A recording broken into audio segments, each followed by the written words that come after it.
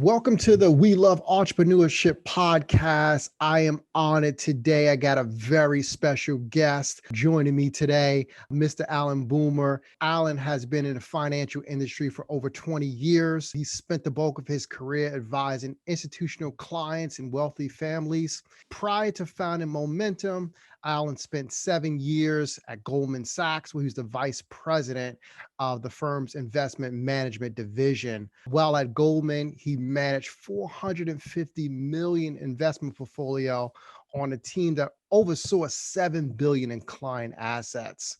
Allan began his career at Merrill Lynch in 1995. If you guys have not met Allan before, it is my honor to introduce him to you today, Mr. Allan Boomer. Hey, thanks for having me, Brother Will. Oh man, I am delightful that you could spend some of your time with us on this morning, Allan. Allan, why don't you share with my community just a little bit about your story and transition from, working and starting Momentum? Absolutely. So my background is, I grew up in New Jersey. My parents are from the South, just like many of us who either have roots in the South or in the Caribbean. My grandfather never earned more than $6,000 in a single year. His father was born a slave. My dad was one of the first in the family to go to college. He worked at UPS for 32 years and had a dream that his kids would be entrepreneurs. Wow. And his dream came true. I've got two brothers, so me and one of my other brothers were both self-employed entrepreneurs. I got started in finance very differently than a lot of people. My first window into Wall Street was watching Trading Places with Eddie Murphy in the 1980s. It seemed really interesting to me. And I was very lucky to land an internship at Merrill Lynch coming out of high school. And 25 years later, I'm still in the same industry. And today I'm running my own firm. My firm today has about 10 employees. We're managing about $250 million for individuals and institutions. We've got offices in several cities and we're touching a lot of lives. So it's really been a great transition story for sure. Amazing. Yeah, I remember kind of Trading Places. So that kind of inspired you to do your thing. Allan, I'm gonna be real transparent with you, and I want to have an authentic conversation with you. And I think one of the things I saw on one of your social media profiles was "boom boom for real." I was like, yes, let's have a keep real, it real. let's keep it real. Let's keep it real. When you were, and I think you started this firm after being at Goldman Sachs, right? What went through your mind that says, hey, you know what? It's time for me to step out and do my own thing. What happened to you? What ushered you to do that and take that step? Yeah, well, a lot went into it, man. I always had the goal of being an entrepreneur. I was an entrepreneur in college. I had several businesses on the campus of Morgan State University in Baltimore. And then you graduate and they kind of send you into the workforce.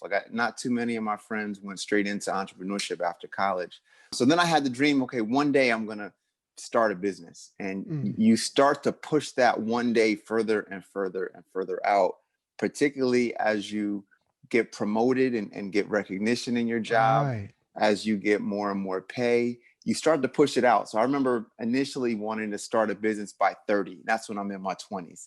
Then I turned 30 and I'm like, yeah, I want to do it in my 40s. Then you start saying, I'm going to do it in my 50s. And what happened for me was really abrupt. I quit Goldman in 2010. And at that point, I was about 33 years old. And it really was an opportunity that just opened up. And when I say opportunity, what I mean is that opportunity doesn't knock, it just kind of lays there. And what the opportunity that laid before me at that time was we had just finished the financial crisis. Wall Street was becoming a curse word. It was a curse word. People were fed up with Wall Street and its conflicts of interest. And I'm literally watching the CEO of my company, Lloyd Blankfein at the time, testify before Congress. And the congresswoman was asking Lloyd, they said, didn't you have a fiduciary duty to do what was in the best interest of your client? I'm watching from my trading desk at Goldman. I'm expecting he was going to say yes. He said no. And I'm like, no. I had been on Wall Street at that point for almost 15 years, for 15 years at that point. I had never known that most financial advisors at all the big firms, I did not know that we were not fiduciaries, that we weren't required by law to act in our client's best interest. And when Mm, I saw that, I said, I got to roll out. I got to get out of here. And this is my window of opportunity to start this business. Like, I can stay here and be in a business that goes against my values. And my wow. value was one that I wanted to align myself with my client, or I could go out and try to do it better, and that's what I've done. My goal was always to create a Goldman Sachs level experience, but for people that don't have Goldman Sachs money, and to do it Mm, with a fiduciary lens and a fiduciary relationship. And that's what we're doing. And it's been a wonderful story, man. It wasn't all straight up. I had some lean years in the beginning. When I right. first started, it was literally me by myself working out of my mom's basement. And Mm. today it's way bigger, man. We're employing a bunch of folks and helping a bunch of folks. So it's really been a dream come true. You said some really interesting things I want to dig into there, right there. One of the things that you said is that you left because it didn't line up with your values. I think that is really powerful that you took a step and said, hey, this really means something to me, and I'm going to walk away because I'm out of alignment. I don't think many people actually do that today. So I applaud you for walking away for your values. But you said something else, because most people, when they start a business, they need the office. You did it out of your mom's basement, you said? Absolutely, man. Yeah, here's the deal. Like, we've been taught the wrong way on how to start businesses. You Mm, know, we've been taught when you're starting a business, the first thing you need to do is get a business card, a website, a brochure, office space, a secretary. Like, these are all costs. Those things cost money. right.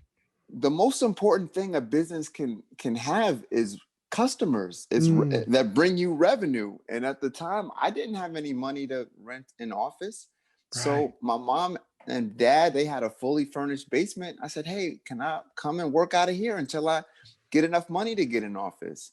And that's how I got started, man. And that's how most people should start. And I think, especially during COVID has turned the world into a place that works virtual, that understands that people are working from home. Like, if you can work for a big company from home, why can't you work for yourself from home and work Right. your way up to getting a big office? And I just feel like, man, it was a humble way to start, because I had no choice. Like, I didn't have funding. I didn't have hundreds of thousands of dollars in the bank. I started the business really with a little bit of desperation at my back. When I quit, I Mm, didn't have a strong game plan. I just knew I had a mm, couple of clients that would still do business with me outside of the mm. firm. And I had a feeling that I could get some more. And that was it. Amazing. You just said something. So you had a few relationships that you had. Those relationships went with you when you actually made that transition. Yeah, a few. I mean, emphasis on a few. Like, right. So I was managing about $450 million when I was at Goldman. The clients that I had the closest relationships with added up to about $250 million. I figured if I could get $20 million worth of clients to Mm, come with me, then I could pay my bills. Like, I could make enough money to continue to live. And mm. so before I quit, I wasn't a fool. I went to $20 million worth of clients and said, hey, if I left, would you come with me? And 20 million said yes. And then I quit, and I called those 20 million people, and only 7 million actually came through. Mm, Right. So, like, if I had only gotten 7 million to say yes, I probably would not have quit. But just to put things in perspective, I needed $20 million just to pay my bills, right. right? 7 million came through. So that means I was at less than half of my goal. That means I could pay less than half of my bills in the beginning, which Right. is why I'm in my mom's basement and not renting some office space. But today, it's only been, I guess, it's been 8 years. We hit $250 million this Mm, year. nice. So literally, I went from 7 million to $250 million in a few years. But it all came from the perseverance of not being able to turn back. Right. That's amazing. Let me just give the audience some clarification. What Alan's kind of saying when he actually left and transitioned, it wasn't 7 million in fees he was getting. That was the assets that he had under management. Yes. Right. So, because so many people were like, hey, what do you mean? You left, you had 7 million. That's what you need to pay your bills. I just want to No. clarify for the audience that, Yeah, that just wasn't what your paycheck. I'll give you the actual number. So if you charge 1% on 7 million, that's $70,000, right? Mm, That's how much I was bringing in. But I have 3 kids, a mortgage, a wife that right. doesn't work. And so I figured if I could have 20 million, that would pay me about 200K. Right. That would be enough for me to live and pay my bills. And what I'm getting at is that if you're making 6 figures, it's hard to go back and make 70K or 50K or what have you, because I still had expenses. That 70K wasn't all in my pocket. Like I had to pay for my software, I had to pay for my licenses, I had to pay for this and that. So at 7 million, I might have cleared $40,000. It was not enough to really make it, but through God, through the grace of God, through Mm, some hard work, through really some necessity. I really believe that necessity is the mother of invention. I had to mm. reinvent myself, and I had to go out into the marketplace and compete and figure out a way to win. And thankfully, we're doing that. That's amazing. Alan, just in your transition story, you made this transition. Is it anything that came up that you didn't plan for that you felt that you could have done better? Yeah, I think the only thing I wish I had done better or done differently. And I won't go back I can't redo anything. So I Right. can't really regret anything, but I made the mistake of bringing on an investor early in my business, Mm, an equity investor. I got this guy to believe in my story and he wrote a check. And mm, at the time, I thought, man, this is great. I'm using other people's money. But ultimately, when you bring someone into your business as an equity partner, you now have to listen to them. Like it's mm. no longer your business, it's y'all business. And if Right. y'all don't agree, then y'all are Right. gonna bump heads and somebody's gotta make a move, right? And so I had to buy that partner out. Mm, And for every dollar he put in, I had to give him $3 or $4 back mm. ultimately, right? So he put in 100K. That means I had to pay him almost 400K to get him out. And I think a lot of people think about equity like, hey, I need to raise some money. I need some equity. Right. They watch Shark Tank. Right. They Equity is watch the Shark most Tank. equity is the most expensive money that there is, Mm, right? Like for mm. the guy invested 100K. If I had borrowed 100K, I would have had to pay back maybe 120K, Right. right? I took in 100K as an equity investor and had to pay back 400K, Mm, right?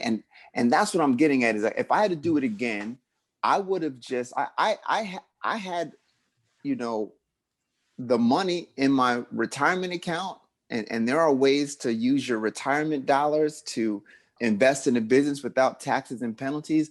I wish I had thought more about that. I wish I had thought more ah, about me being able to be enough, and I think part of bringing in investors is feeling like you're not enough, feeling like, yo, I need some help, I need some capital, I need a team, I need somebody else on my board, somebody to believe in me. But ultimately, I realized after the fact that God had given me everything I needed to be successful. And it wow. was me who still felt inadequate and needed Mm. and went out to get more. But I had everything I needed from the very jump. Man, that is so powerful. You just sharing that, hey, everything you had it internally.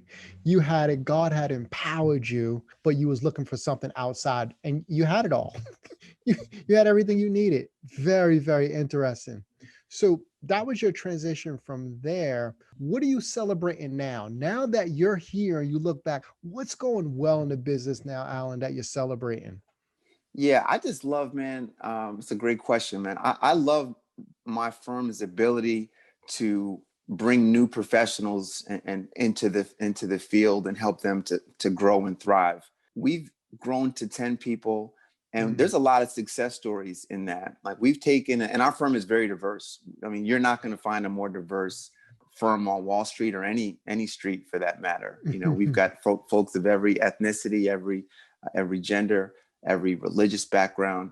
And we've taken some folks who were struggling in their careers as financial advisors, and we've taught them, we've had to re educate them in how to be an advisor, re-educate them in how to build a business. And we've made some great success stories. Like one brother in particular had, struggled at a few different banks.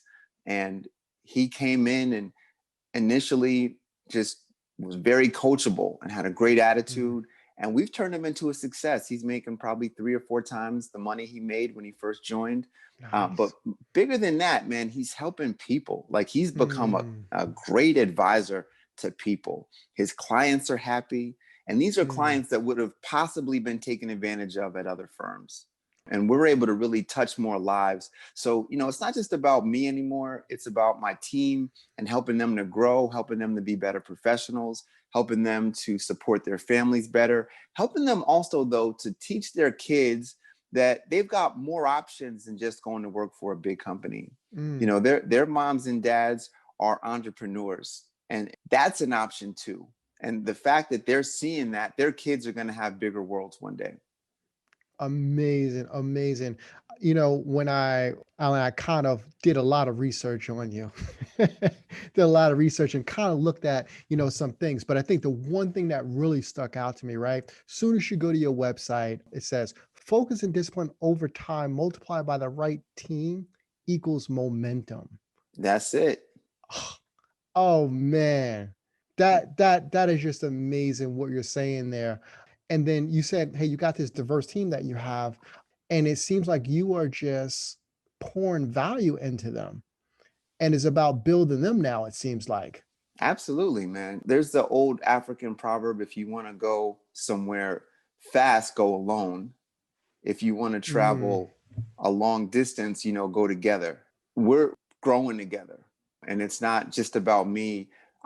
I'm real spiritual, man. I believe that God has given all of us a testimony. He's given us all the skills that we need to be successful. And I'm just blessed to be able to share with other people and bring them up. And, we're building a beautiful story. And sometimes I say to my team, I'm like, yo, if somebody made a movie about us, people will walk out the theater. They'd be like, no way. There's no way all this stuff happened. And that's how blessed we are. That's great. That's great. Alan, you need to write the book on that and share that. But I like you saying that, hey, you're spiritual and what God basically has done for you and doing for your firm. What's up next for you? What's next, Alan? What are you building? What can the people expect from you? Yeah, we're just doing more, man. So we have a radio show. Me and my partner Tiffany Hawkins have a radio show on Sirius XM every Sunday. It's called The Momentum Advisors. It's on channel 126 Urban View. We're growing that platform to be able to touch more people because not everyone can be a client, but if you can afford a Sirius XM subscription, you can listen to great financial advice. We talk about wealth building. We talk about entrepreneurship. We talk about, like this weekend, we started a conversation about generational wealth. And we talked about Generation Zero, which is this concept that the foundation of wealth building is really understanding the values that your ancestors wanted to instill in the family. And if these values can be passed on, it's better than money being passed on because it's the foundation. So I guess the thing that we're growing is we want to create a new set of conversations in the Black community in particular about how to build wealth, about entrepreneurship. I'm also an investor in franchises. I have 2 dry cleaning stores. I have 2 gyms. And I want to just see other people become investors, become entrepreneurs, because I just really believe, man, that we can, as a people, close the wealth gap if we just focus on our own households. Amazing, amazing. Alan, and if you guys don't know this, Alan has an MBA in finance, accounting, and entrepreneurship. Alan, what's your thoughts on personal development? You've got to always be getting better. To me, the 2 biggest return on investment opportunities are education and entrepreneurship, right? Education, some of it is textbook and going to school.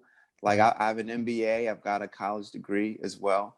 But some of it is going on YouTube University for free and learning how to do something. Like one of my business partners, prior to her working in our firm, she learned how to make websites sitting on a couch. And she turned that into a 6-figure business. And so you've got to constantly be learning. You got to constantly be evolving. And the thing that I challenge all of my team members to do every year is to just get better. You got to be the the absolute best at what you do. And if you're the best, you can't help but be successful. Think about that. Mm, Like, how can you be the best at something and fail? right. Right? There's a card that I got from my aunt, and it had a Maya Angelou quote. This is when I finished business school. And it said, "Don't make money your goal. Instead, pursue the things you love to do and do them so well that people can't take their eyes off you." And Mm. that's become my mantra. Personal development is huge. Oh my goodness. Amazing. Amazing. Amazing. And I think if I'm right, Alan, as well, you have an internship program that you're building people through also at the firm? Absolutely. Yeah, we take in college students that are interested in finance. We had our first student from Morgan State University last summer. This summer we had a young man from Rutgers University. They're doing great. I tell each of them, like, you guys are going to be rock stars in this business. And you'll always have a home to come back here, but I want to see you guys go out and live your own trading places dream, and go work on Wall Street. But just know that you've got a Right. home back here Right. as well. Just talking to you, man, it just seems like you're just a real caring human being who has a love for people and is walking in your calling, man. I love everything that you're doing and what you're about. Anything else you want to actually share with the community? Yeah, I just want to tell everybody that's listening that a lot of us may want to be entrepreneurs, and we think small because the world wants us to think small. We sometimes might be afraid to share our dreams with people, but I believe that God has given all of us dreams, and it's not to frustrate us. It's not to be something that will happen at some point in the future. Like, He wants us to do it now. Mm, Take some steps towards doing it now, and don't think about entrepreneurship as only something you can do on the side. Think about it as something that you can thrive in. Think about mm, it's entrepreneurship is something that can allow you to make even more money than you make today in your job, but for yourself.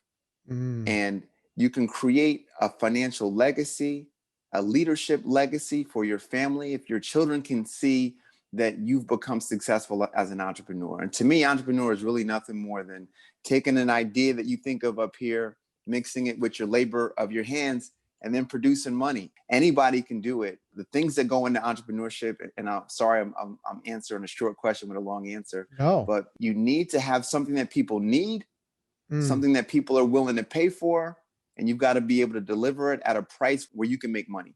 If you right. can do those three things, something that people need, something they're willing to pay for, and if you can deliver that service or product at a price where you can make a profit, you've got yourself a business. You don't need, like, the most important thing you need in business is not a website, it's not an office, it's not business cards, it's customers. Anybody Right. that's got customers has a business.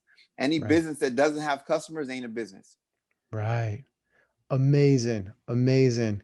Alan, thank you so much for your time. Just tell people how, if they want to connect with you, how to actually connect with you. I know you have the serious show. If you want to tell them how to get that, but how do they kind of just connect to you if they want to get to Alan Boomer? Sure. So if you're on Twitter, our Twitter page is at Momentum Advice. If you're on the internet, our site is momentum-advisors.com. And if you are in the extraterrestrial space of listening to radio, you can tune in to SiriusXM channel 126. Our show is on every Sunday morning at 11 a.m. You can also go to the SiriusXM app, and all of our shows are archived on demand there as well. Momentum Advisors is the name of the show. Alan, thank you so much. I'm grateful that you spent this time with me. I look forward to connecting with you in the future, man. Thanks so much. Thanks for having me, Brother Will. Yes.